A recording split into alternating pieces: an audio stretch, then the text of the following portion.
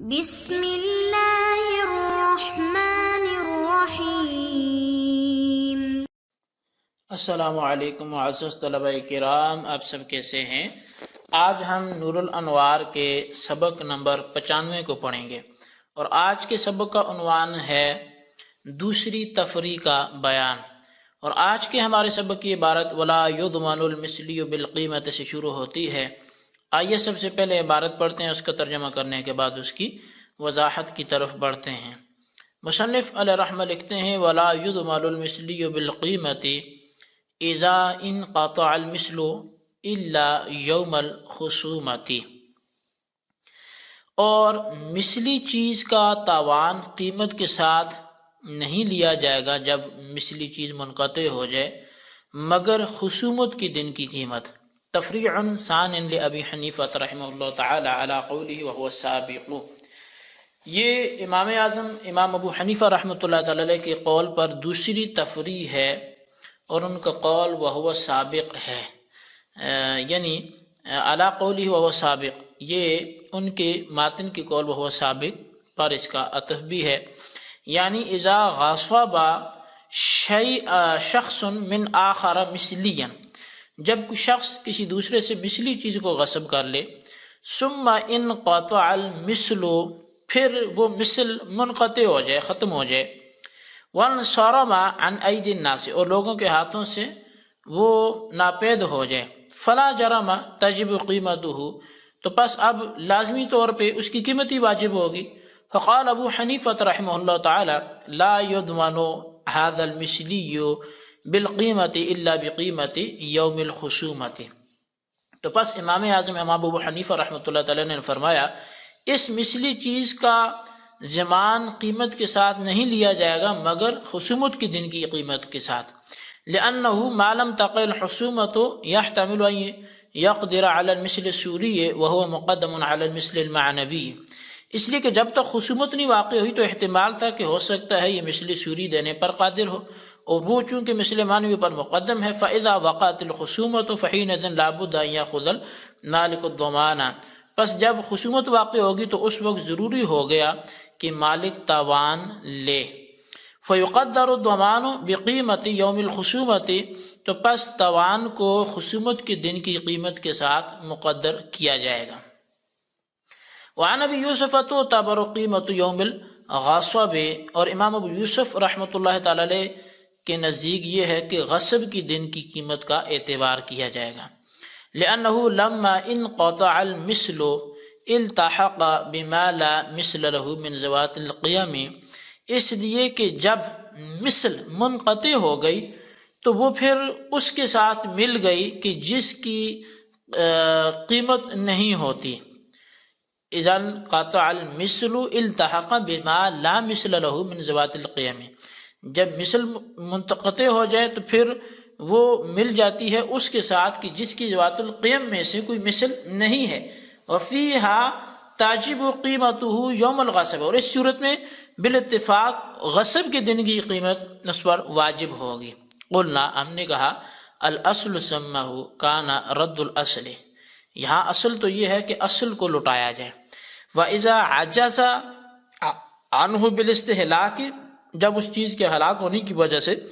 اصل کے لٹانے سے وہ شخص عاجز آ جائے، تجب قیمت ذالک اليوم، تو اس دن کی قیمت اس پر واجب ہوگی۔ وہا ہونا الاصل ایضا رد العین، اور یہاں بھی اصل تو یہی ہے کہ اس عین چیز کو لوٹانا، یہ اصل ہے۔ وَإِذَا عَجَزَ عَنْهَا يَجِبُ رَدُّ الْمِثْلِ، جب وہ اصل کو لوٹانے سے عاجز ہے تو اب مثل کو لوٹانا واجب ہوگا۔ فَإِذَا عَجَزَ عَنِ الْمِثْلِ وَظَهَرَ عِنْدَ الْقَاضِي تَجِبُ عَلَيْهِ قِيمَةُ ذَلِكَ الْيَوْمِ، پس جب وہ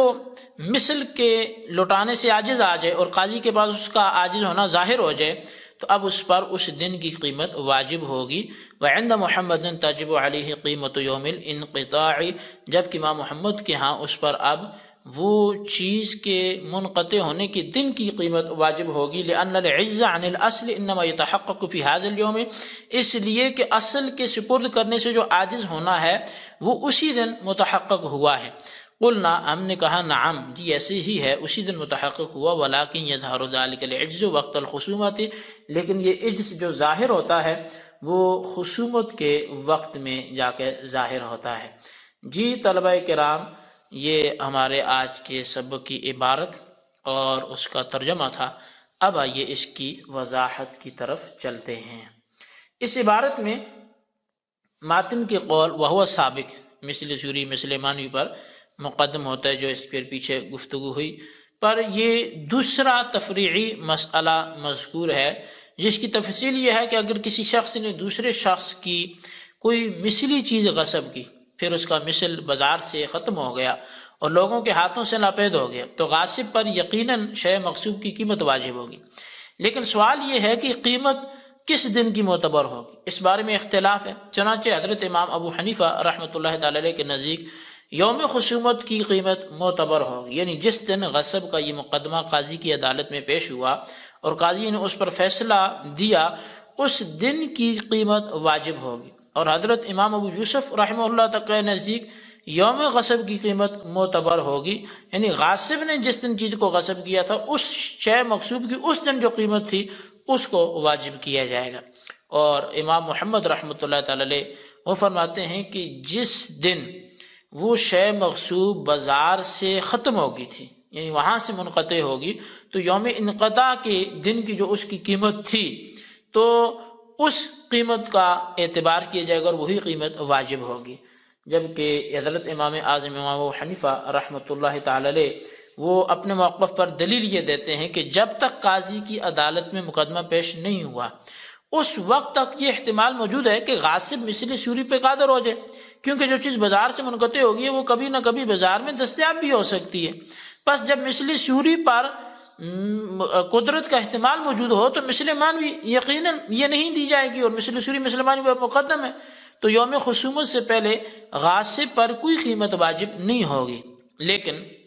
جب خصومت واقع ہو گئی اور مغصوب منہ نے قاضی کی عدالت میں مقدمہ پیش کر دیا، تو مغصوب منہ یعنی مالک غاصب سے لازمی طور پہ تاوان لے گا، مگر چونکہ یوم خصومت سے پہلے مثل سوری پر قدرت کا احتمال تھا اور مثل سوری مثل معنوی پر مقدم ہے، تو یوم خصومت سے پہلے مثل معنوی یعنی قیمت کی طرف رجوع کرنے کا سوال ہی پیدا نہیں ہوتا۔ لیکن جب یوم خصومت آ گیا اور غاصب پر تاوان ادا کرنا ضروری ہو گیا اور شے مغصوب کا مثل آج بھی بازار میں موجود نہیں ہے، تو آج یعنی یوم خصومت میں مثل معنوی یعنی قیمت کی طرف رجوع ہوگا، اور جب آج یعنی یوم خصومت میں مثل معنوی یعنی قیمت کی طرف رجوع کرنے کی ضرورت پیش آئی، تو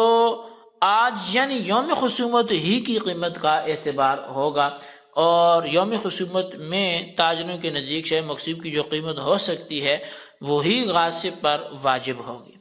البتہ امام ابو یوسف رحمۃ اللہ تعالی علیہ وہ اپنے موقف پر دلیل یہ دیتے ہیں کہ جب شے مغصوب کی مثل بازار سے منقطع ہوگی اور لوگوں کے ہاتھوں سے ناپید ہوگی تو شے مغصوب ذوات القیم اشیاء کے ساتھ لاحق ہو جائے گی، یعنی جس طرح ذوات القیم کا کوئی مثل نہیں ہوتا، اسی طرح اس وقت اس شے مغصوب کا بھی کوئی مثل نہیں ہوگا۔ اور ذوات القیم میں بالاتفاق چونکہ یوم غصب کی قیمت واجب ہوتی ہے، یعنی اگر ذوات القیم میں سے کسی چیز کو غاصب نے غصب کر کے ہلاک کر ڈالا تو یوم غصب میں شے مغصوب کی جو قیمت تھی اس پر بالاتفاق وہ واجب ہوتی ہے۔ بس اسی طرح یہاں بھی یوم غصب کی قیمت واجب ہوگی، لیکن ہماری طرف سے اس کا جواب یہ دیا جاتا ہے امام ابو یوسف کو کہ مثلی چیز کو ذوات القیم پر قیاس کرنا اور ان کے ساتھ لاحق کرنا یہ درست نہیں ہے، کیونکہ ذوات القیم میں اصل یہ ہے کہ غاصب اصل شے اور عینی شے کو مالک کی طرف واپس کرے، لیکن جب ہلاک کرنے کی وجہ سے عینی شے کو واپس کرنے سے عاجز ہو گیا تو اس دن یعنی یوم غصب کی قیمت واجب ہوگی، اور اس صورت میں شے مغصوب چونکہ ذوات الامثال میں سے نہیں ہے اس لیے شے مغصوب کا مثل واپس کرنا واجب نہ ہوگا۔ اور ذوات الامثال میں ترتیب جو ہے وہ کیا ہے؟ تو ذوات الامثال میں جو ترتیب ہے وہ یہ ہے کہ غاصب عینی شے کو واپس کرے، اور جب عینی شے واپس کرنے سے عاجز ہو جائے تو اس کے مثل کو واپس کرنا واجب ہوگا۔ لیکن جب بازار میں دستیاب نہ ہونے کی وجہ سے مثل واپس کرنے سے عاجز ہو گیا اور اس کا عاجز ہونا قاضی کے پاس ظاہر بھی ہو گیا، تو اسی یوم خصومت کے وقت کی جو قیمت ہے وہ واجب ہوگی، جس میں غاصب کا عجز قاضی کے پاس ظاہر ہوا ہے۔ امام محمد کی دلیل یہ ہے کہ ذوات الامثال میں غاصب پر قیمت کے ساتھ توان اس وقت واجب ہوتا ہے جب غاصب مثل ادا کرنے سے عاجز ہو جائے، اور غاصب کا مثل ادا کرنے سے عاجز ہونا اسی یوم انقطاع میں متحقق ہوتا ہے۔ پس جب عجز یوم انقطاع میں متحقق ہوتا ہے تو یوم انقطاع ہی کی قیمت بھی معتبر ہوگی اور واجب ہوگی، یعنی بازار میں دستیاب ہونے کے آخری تاریخ کی قیمت واجب ہوگی۔ ہماری طرف سے اس کا جواب یہ ہے کہ آپ کا یہ فرمانا درست ہے کہ اسی یوم انقطاع میں متحقق ہوتا ہے، لیکن اس کا اظہار خصومت کے دن ہوتا ہے، لہذا جس دن عجز کا اظہار ہوا ہے یعنی خصومت کے دن، اسی دن کی قیمت بھی معتبر اور واجب ہوگی۔ جی طلبہ کرام، یہ ہمارے آج کے سبق کی عبارت، وضاحت، ترجمہ سب کچھ عرض کیا گیا۔ اس کو بارہا سماعت فرمائیں، اس کے خلاصے کو اپنے رجسٹرز پر ضرور لکھیں، بالخصوص ان سوالات کے جوابات دیں۔ سوال نمبر 1 یہ ہے کہ ذوات الامثال اور ذوات القیم کے حوالے سے جو ہمارا سبق ہے، اس میں امام اعظم کا موقف مع الدلیل تحریر کریں۔ اور سوال نمبر 2 یہ ہے کہ امام محمد کی اس دلیل کا کیا جواب دیتے ہیں کہ جس دلیل کے حوالے سے وہ فرماتے ہیں کہ عجز اس دن متحقق ہوگا جس دن انقطاع ہوا، تو لہٰذا یوم انقطاع کی قیمت لازم آنی چاہیے۔ دلیل اور وجہ ترجیح ذکر کریں۔ اللہ تبارک و تعالیٰ سے دعا ہے جو کچھ ہم نے پڑھا سنا اسے یاد رکھنے کی توفیق نصیب فرمائے، آمین بجاہ نبی الامین صلی اللہ علیہ وسلم۔